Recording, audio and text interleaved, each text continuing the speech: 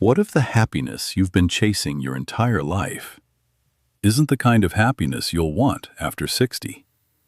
Think about it. When you're young, happiness often looks like achievement. A better job, a bigger house, more money, a successful career, a relationship, a family, recognition, adventure. You spend decades building a life, and somewhere along the way, you assume that eventually you'll arrive at a point where everything finally feels right. But then, something unexpected happens.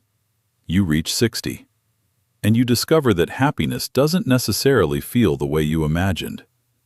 You may have more money than you had at 30, but less energy. You may have more freedom, but fewer people around you. You may finally have time, but some of the people you wanted to spend that time with may no longer be there. And this is the part nobody really prepares you for. Happiness after 60 isn't simply about getting more of the things you wanted when you were younger. It's about learning to want differently. It's about realizing that peace can be more valuable than excitement, that a few close relationships can matter more than popularity, that health can be more valuable than status, that an ordinary Tuesday morning can sometimes be more meaningful than the most exciting night of your life. And perhaps most importantly, you begin to understand that happiness isn't something you finally find. It's something you learn to notice. Lesson number 1. The happiness you expected may not arrive. For most of our lives, we're taught to think about happiness as a destination.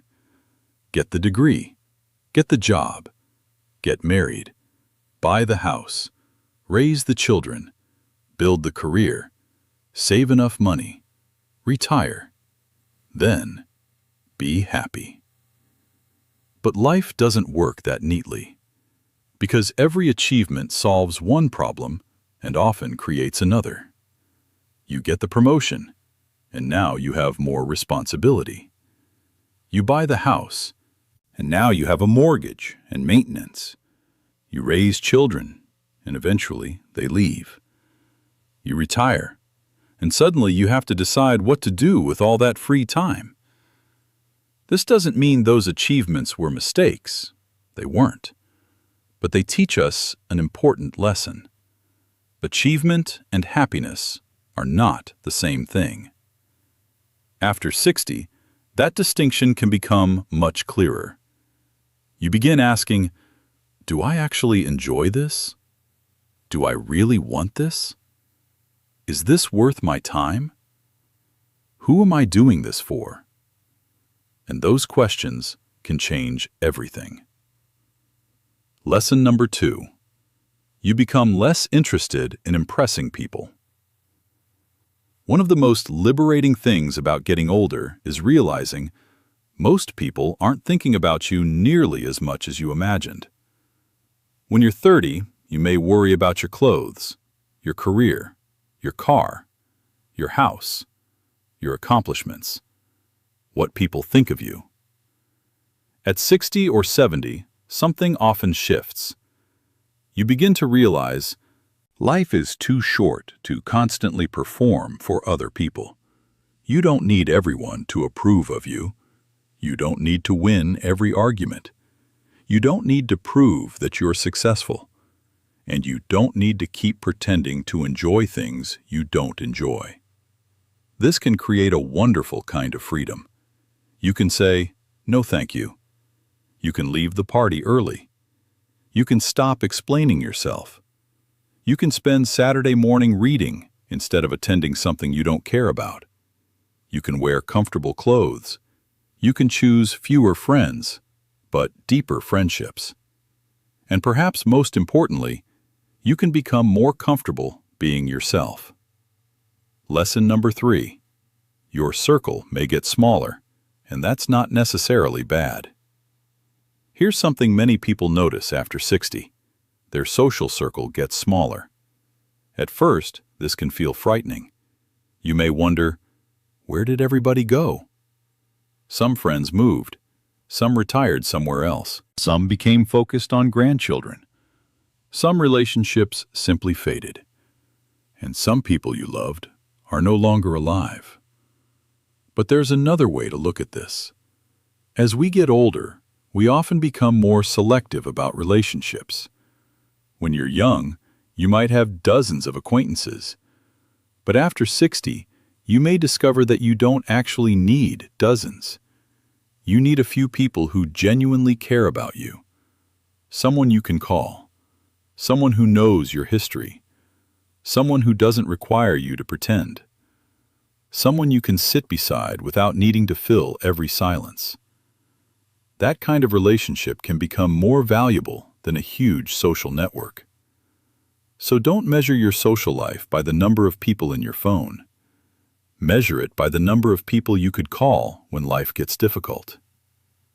Lesson number 4. Your time becomes more valuable.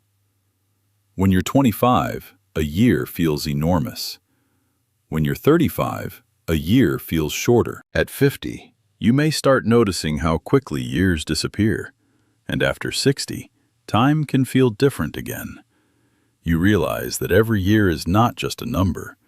It's a collection of mornings, Sunday dinners, family gatherings, walks, birthdays, conversations, vacations, quiet evenings. And suddenly, you become much more protective of your time. This can be incredibly healthy, because time is the one resource you can't earn back. You can make more money, you can buy another house, you can replace a car, but you can't purchase yesterday. So happiness after 60 often becomes less about asking, "What can I get?" and more about asking, "What deserves my time?" That's a completely different question. Lesson number 5. Ordinary days become extraordinary. Here's something younger people often don't understand. When you're young, you're waiting for big moments.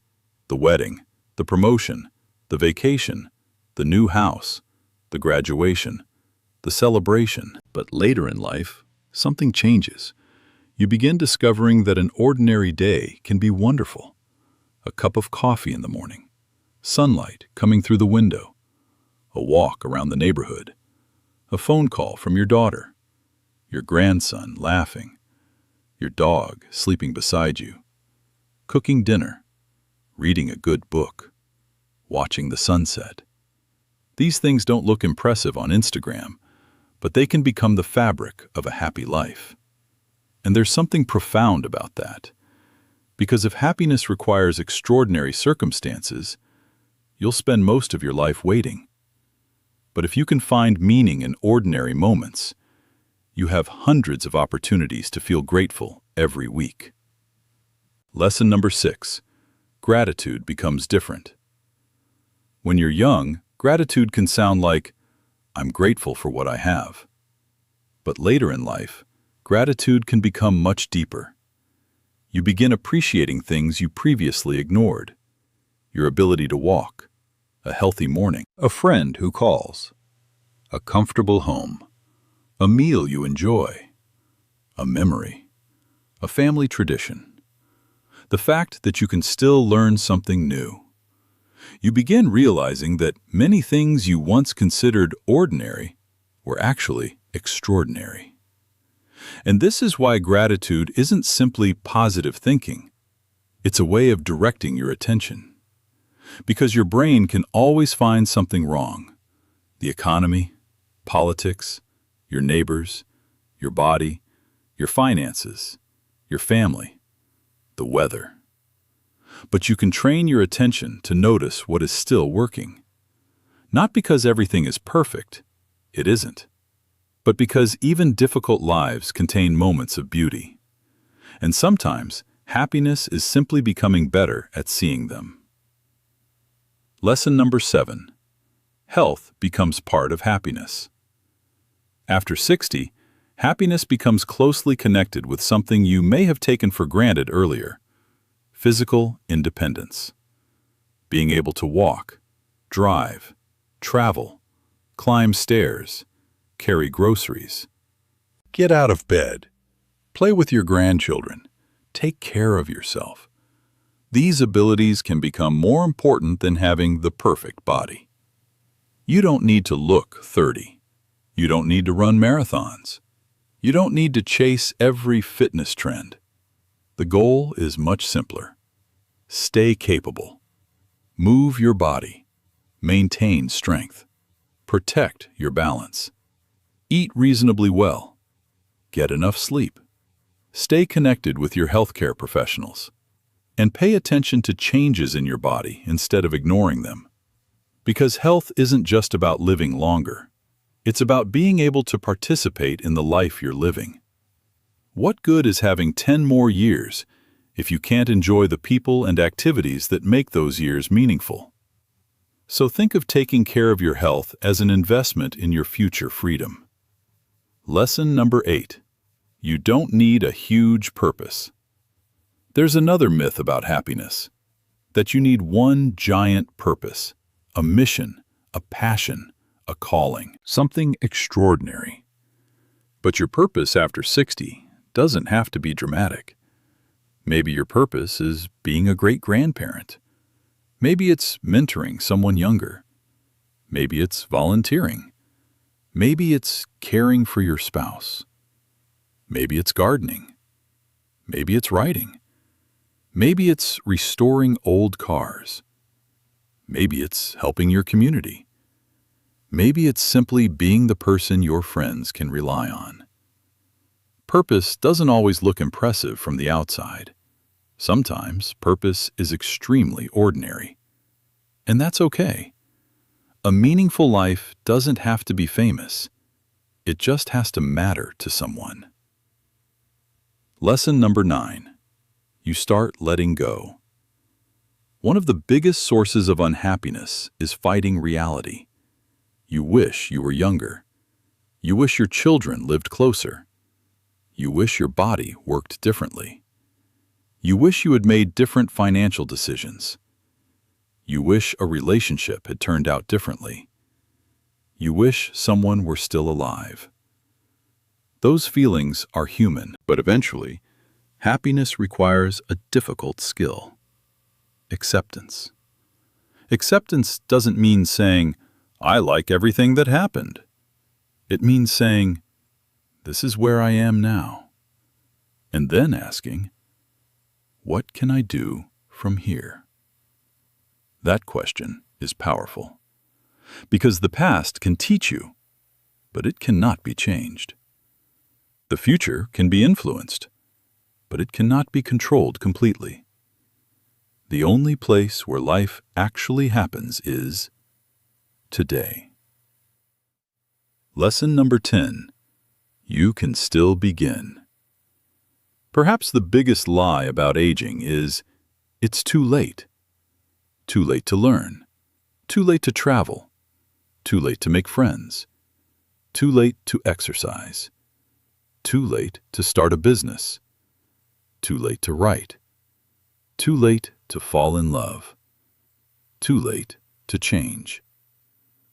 But too late depends on what you're trying to accomplish. You may not become a professional athlete at 70. That's okay. But you can become stronger. You may not become fluent in 5 languages, but you can learn 1. You may not build the career you imagined at 25, but you can create something meaningful at 65. You may not be able to recover every lost relationship, but you can improve the relationships you still have. The goal isn't to recreate your youth. It's to continue growing. Because growing older and becoming old are not the same thing. You can grow older while remaining curious. The 5 rules for happiness after 60. So, if you remember nothing else from this video, remember these 5 ideas. 1. Protect your time. Not everything deserves your attention. 2. Protect your relationships. Invest deeply in people who matter. 3. Protect your independence. Take care of your body and your mind. 4. Keep learning. Curiosity keeps the future open. 5. Appreciate ordinary life. Don't wait for extraordinary moments to become happy. Final message. Maybe nobody tells you this when you're 30. Maybe nobody tells you this when you're 40. Maybe nobody tells you this when you're 50. But happiness after 60 can become something completely different. It's quieter.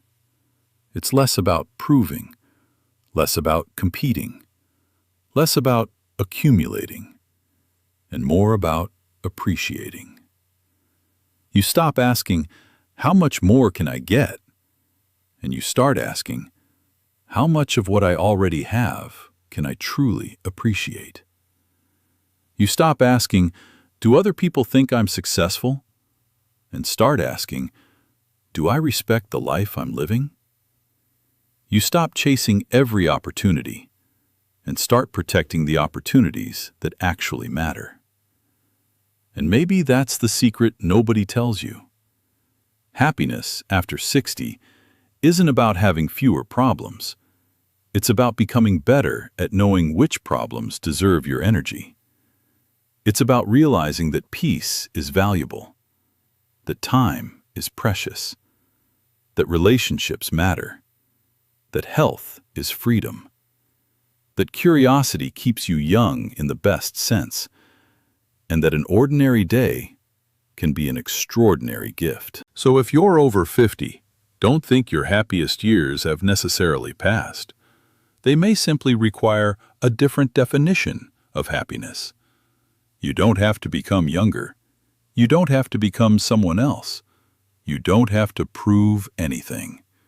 You just have to pay attention to the people sitting beside you, to the morning light, to the conversations, to your health, to the things you still want to learn, to the moments that would have seemed ordinary until you realized how valuable they actually were. Because life doesn't suddenly become less meaningful after 60. If anything, you may finally become old enough to recognize what was meaningful all along. This is Life Decoded. Understand yourself. Improve your life.